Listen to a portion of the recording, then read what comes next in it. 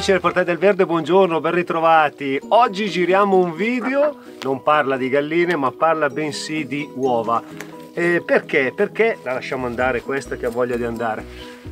Perché guardando un po' i video che ci sono in rete, mi sono imbattuto in un video dove diceva: seppellite un uovo nel giardino e guardate cosa accade. E quindi sono rimasto, come tanti, incuriosito da questa cosa e ho voluto approfondire. E ne è venuto fuori un argomento interessante. Devo essere sincero, all'inizio pensavo fosse un video molto banale, un video più che altro fatto per tirar su delle visualizzazioni fine a se stesso. Invece è venuto fuori un qualcosa di veramente molto, diciamo così, anche didattico, istruttivo, soprattutto per chi ama il giardinaggio come il sottoscritto. Quindi oggi andiamo a vedere quali benefici si possono ottenere seppellendo appunto un uovo, in questo caso non in un giardino ma andremo a farlo in un vaso, ma andremo a fare un qualcosa di più. Andremo anche a vedere a distanza di tempo come si è comportato quest'uovo, andremo a vedere se effettivamente quello che viene consigliato nel video alla fine ha una sua efficacia oppure è una cosa ininfluente per le nostre piante. Andiamo a vedere.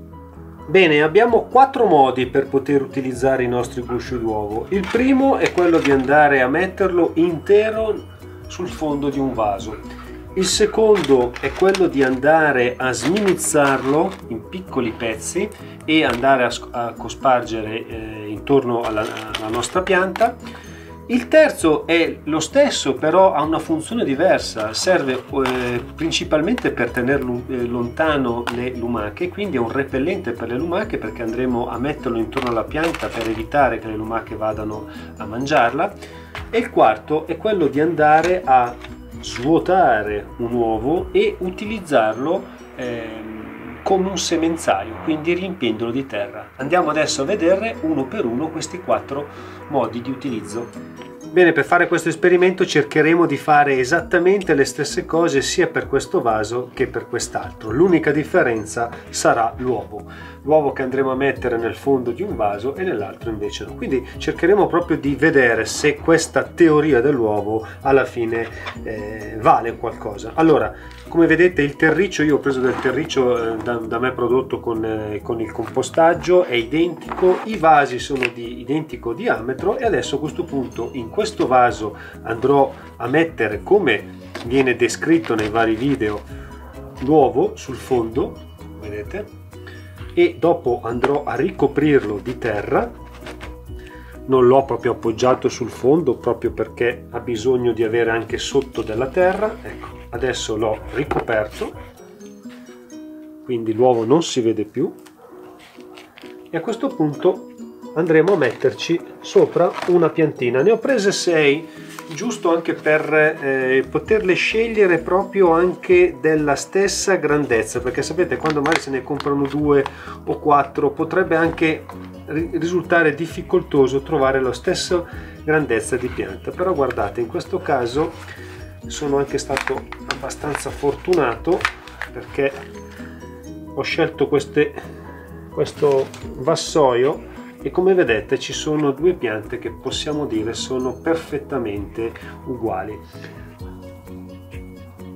A questo punto mettiamo questa dove c'è l'uovo e quest'altra, rabbocchiamo ancora con un po' di terra questo vasetto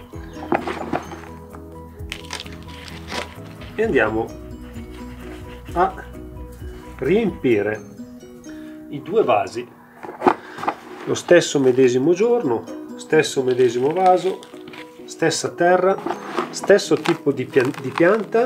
Qui in questo caso sono delle fragole 4 stagioni prodotte dallo stesso vivaista, quindi abbiamo la stessa identica pianta. Eccola qua, uno, e adesso andiamo a fare l'altro.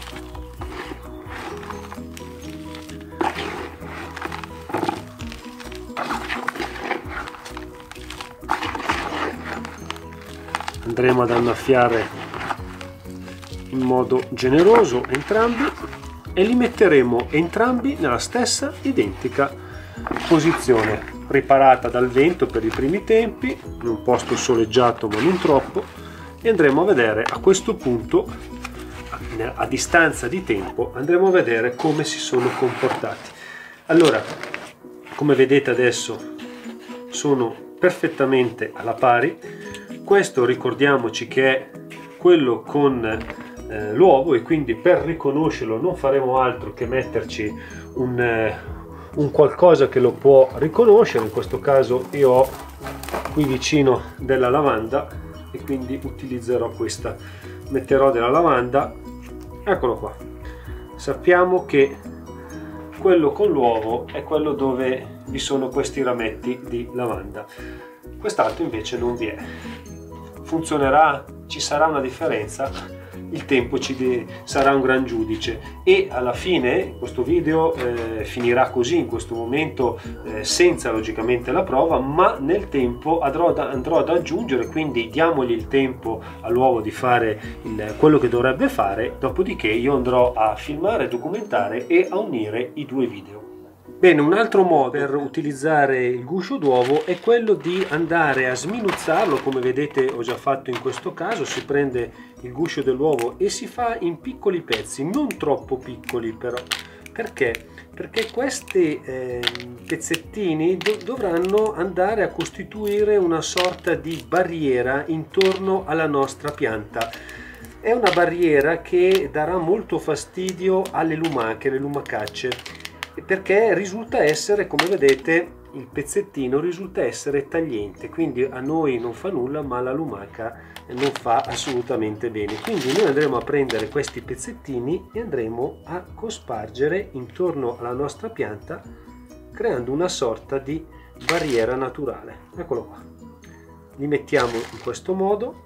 A questo punto, oltre che a proteggere la nostra pianta perché la lumaca non si avvicinerà, noi avremo anche la possibilità di avere un concime a lenta cessione. Lenta cessione vuol dire che, proprio come dice la parola stessa, viene ceduto lentamente nel terreno tutto ciò che c'è di buono in questo composto, in questo caso in questo guscio che è ricchissimo di calcio.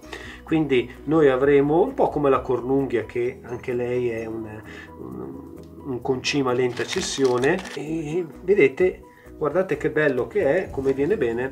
Noi non faremo altro che andare a mettere intorno alle nostre piantine il guscio d'uovo appunto sminuzzato. Ecco, un ottimo metodo per poter utilizzare l'uovo come fertilizzante è quello di andare ad aprirlo nella parte superiore facendo un poco di attenzione, se no essendo molto fragile si rompe. Una volta ottenuto questo, che non è altro che l'uovo svuotato, perciò diventa un semenzaio naturale e soprattutto ricco di calcio, in questo caso di un ottimo fertilizzante soprattutto per i pomodori. Cosa andremo a fare? Andremo a prendere il nostro guscio d'uovo svuotato, lo andremo a riempire quasi interamente di terra. Una volta che siamo arrivati quasi al bordo andremo a riporre dei semi, in questo caso di pomodoro, andremo a mettere ancora un poco di terra, un poco di pressione e poi lo terremo in una posizione riparata, luminosa, e finché la nostra piantina crescerà. Una volta cresciuta a sufficienza andremo a metterlo direttamente a dimora nel terreno. Questo pian piano andrà a decomporsi e fornirà alla nostra piantina il concime giusto in questo caso, perché è molto ricco di calcio e serve soprattutto al pomodoro per sviluppare bene l'apparato radicale. Il pomodoro, che deve fare anche questo grosso sforzo per tenere sui propri rami tutti questi frutti, ha bisogno di calcio, quindi il concime naturale, il fertilizzante naturale dato appunto dal guscio dell'uovo è sicuramente la miglior cosa per i nostri pomodori ed è un'ottima cosa anche per le rose. Ecco, un altro sistema può essere quello, anziché riempire pienamente il guscio d'uovo di terra, ne mettiamo di meno, solo sul fondo, si prende una piantina. A questo punto io qui ho dalle fragole e non ci stanno, non posso farvelo vedere, non è ancora il momento dei pomodori. Quando ci saranno le piantine di pomodori non faccio altro che prendere una piantina già zollata, la metto all'interno, la riempio ancora un po' di terra e anche qui aspetto che prende, oppure posso già andare comunque a metterla a dimora in questo involucro che gli fornirà appunto l'apporto necessario di calcio.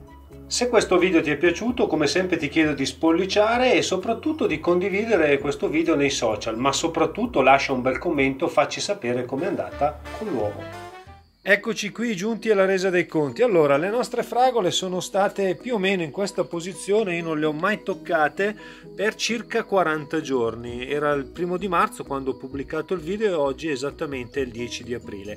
Allora, da subito possiamo dire che sì, c'è una differenza, non è una differenza abissale, però sostanziale penso sia la parola giusta. Allora, come potete vedere, qui c'è la fragola dove abbiamo messo l'uovo, vediamo queste, e qui invece c'è quella senza l'uovo. Allora, sicuramente si notano maggiori foglie. Se andiamo a contare le foglie, 1, 2, 3, 4, 5, 6, sto parlando di quelle grosse, 1, 2, 3, 4 gruppi di foglie, quindi abbiamo sicuramente un 50% in più di foglie. Le foglie che stanno crescendo all'interno, vedete, ce ne sono, adesso vi faccio vedere meglio con uno zoom, ma attenzione, ci sono anche in quella senza l'uovo, non è che questa sta male. Questa sta sicuramente meglio. Meglio dove? Meglio nella vigoria, è una pianta sicuramente più forte, che è un po' lo scopo alla fine del perché andiamo a concimare. L'abbiamo fatto con un concime biologico. Un'ultima cosa che voglio farvi notare è la grandezza delle foglie. Lo facciamo con l'utilizzo di 1 metro, così anche perché a occhio nudo si vede, ma col metro è meglio. Allora, adesso guardiamo questa foglia, come potete vedere più o meno siamo a circa 9 cm e mezzo da una parte all'altra. Se andiamo a vedere quella più grossa di questa pianta di fragole, come vedete arriva più o meno a un 8, cioè a parte che lo si vede a occhio nudo, possiamo dire che un 20% in più di grandezza delle foglie lo abbiamo ottenuto. Ecco, io cerco di sintetizzare così un po' l'esito di questo esperimento. Sicuramente fra un 20 e un 30% in più dalla nostra pianta possiamo ottenerlo. Stiamo parlando proprio di fogliame e di conseguenza se dovessimo aprirlo sotto dovrebbero esserci altrettante radici e si spera anche un altrettanto raccolto generoso di un 20-30% in più. Io con questo ho concluso il mio esperimento. A questo punto metto un bel pollice in su. Non tutti gli esperimenti alla fine vengono bene, la natura è così, si tenta, si cerca di aiutarla in qualche modo. In questo caso l'abbiamo fatto con un qualcosa di biologico, niente di chimico, e quindi penso che sicuramente è un buon sistema. Fateci sapere com'è andata con il vostro esperimento, lasciate il vostro commento e perché no mettete magari anche qualche bella foto. Ciao, alla prossima!